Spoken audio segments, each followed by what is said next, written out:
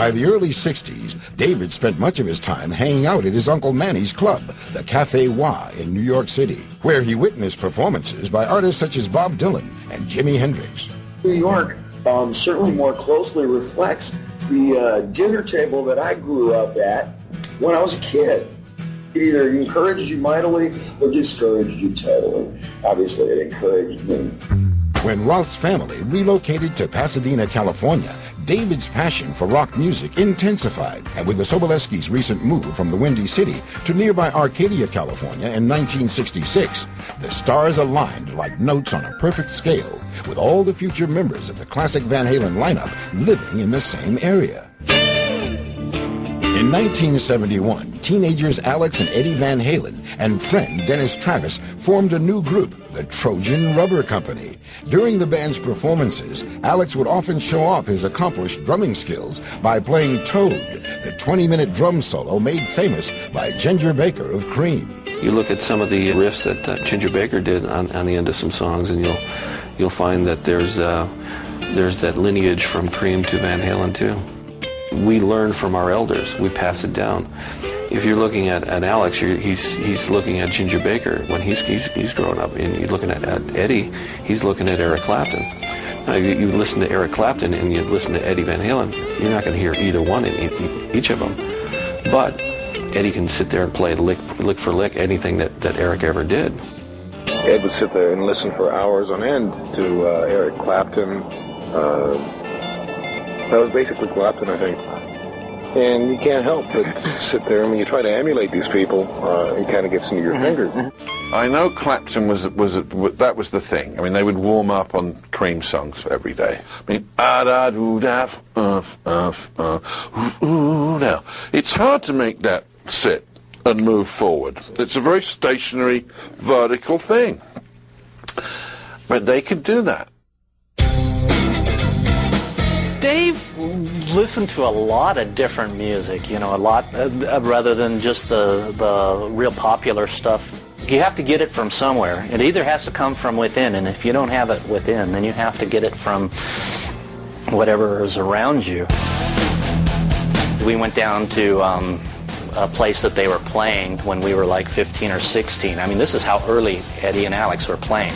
We went to see them at this venue, and it was just a small place, but it was jammed, and they were in there, and they were doing Black Sabbath stuff is what Eddie and Alex were doing at that time, and Dave, and I think that was actually before Dave decided he really wanted to be a rock star, was when we went and saw that, and Dave saw all that energy and all that stuff in that room. It just sent a cold chill down your spine how good these guys were. Van Halen first play in a band, and I wasn't in the band back in high school. I listened to him play, I watched him play, and I said, you know what he does with his hands, I want to do with my feet. I want to do with my voice. He was kind of a mentor of mine. After playing together for only a year, Dennis Travis's father got a job as a minister at a church 300 miles away. Alex and Edward quickly found another bass player, Mark Stone, and changed the name of the band to Genesis. I went and jammed. We called us, come over and jam and see what happens, and it happened. I think one of the first real impacts was Mark Stone, the bass player. It was amazing that there was 3 people that could make that much music. I knew it early on that they were both virtuosos. They were few legendary guitar players, and I knew Edward was on his way to being there. Alex was the leader. He was like the driving force that gave the band the direction. Soon, the fledgling band discovered there was another outfit, a far more successful and established band from England, also known as Genesis. Scrapping the name, the band decided to call themselves Mammoth instead. Edward handled lead vocals as well as guitar, and they continued playing high schools and backyard parties in the area. I was 15 years old, and I went and I saw this band, Mammoth. And at the time, everybody was talking about them. For them at the time, I think it was like a big venue. It was Pasadena City College. And I didn't know what to expect. And I go in there, and there's this guy, Eddie Van Halen, that everyone had been talking about, who just played guitar like you couldn't believe. There was an energy going on, and there was something happening, and there was, this mass of people and this interest in what was going on. And you knew that it was more than just like, you know, a local band playing. I mean, they really worked hard. They played their dues. You know, they played in the shittiest places, but lugging all that gear, you know, to the worst places, you know, biker bars and high school dances and all these clubs, and you're getting home at 4 or 5 and when you're burnt out, you know, and they played more gigs than anybody. Every opportunity for a show, they went and played. No one ever said, got something else, too tired. Every opportunity, we had our foot in the door.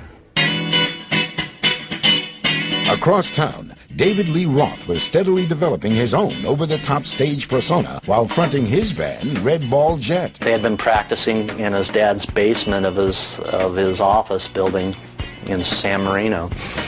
And they'd been practicing for about 4 or 5 months, and they was getting more antsy to do bigger venues and be, you know, more popular. I only saw Red Ball Jet once at the Civic. They were playing cover tunes too, but I think they were a little different. I think they were more R&B, if I recall. I don't know if they had a horn player or a keyboard player or something. I remember them being a little bit not the norm, you know. During the summer, there was a guy who put on shows at Hamilton Park in Pasadena. That's where we met Dave and Red Ball Jet. I think the Battle of the Bands kind of helped draw two forces together. Because otherwise, I think they would have just been playing in separate backyard parties. But then when they played together, and they both knew that they weren't gun shy. You know, we're ready to go. We'll battle any day. Edward and Alex, let's battle. Dave, let's battle. So there's 3 battle warriors right there. You put those 3 together, and it's pretty tough. Ed was the lead singer at that time, and you know, things started to kind of build up, and I started to notice that Ed couldn't really take the chores of being lead singer.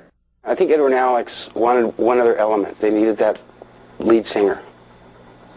At that time, you know, in the early 70s, it was kind of the look. You know, I mean, Cream worked with Jack Bruce singing, but Led Zeppelin was working better. You know, and Rolling Stones, you know, with the lead man. We didn't have any PA equipment. When Red Ball Jet was out of work, when they didn't have a gig, I would approach Roth and ask him, you know, we'd like to rent your PA. And he would rent it to us. You know, give him $10. And this went on for a few months. And eventually I just said to Ed, look, you know, you're not really capable of being the front man and singer. I said, Ed, rather than paying Roth us $10 every time he rent his stuff, why not just get him in the band, and we won't have to pay him $10, you know, and we'll have a lead singer. Because he, at that time, he walked around with a certain confidence that was good, I felt. Dave and Van Halen decided that they would, you know, do it because they were good for each other. They were going to help each other.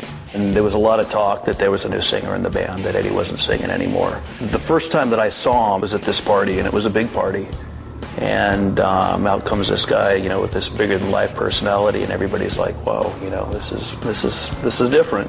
You know, what Dave offered was the sexuality that was probably wasn't flamboyant before. Everybody that I knew of at the time that was there, some of the early Van Halen gigs, had the same response. Probably the world's greatest guitar player. Great band. Singer's gotta go.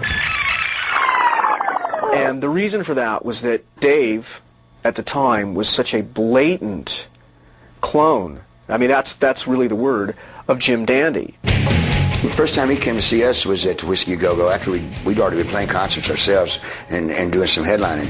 And everybody says there's like a young Jim Dandy down there somewhere. He was there with a home movie camera. I wanted to know if it's all right to take. He said, I mean, I really dig the way you do a show. Kind of thing that I want to be, sight as well as sound. I want to give them a show and make them happy.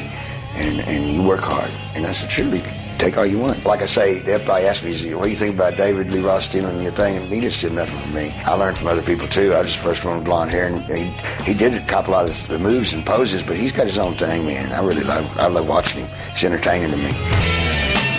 Most of us that initially did not like Dave really began to like him and acquire the taste for him.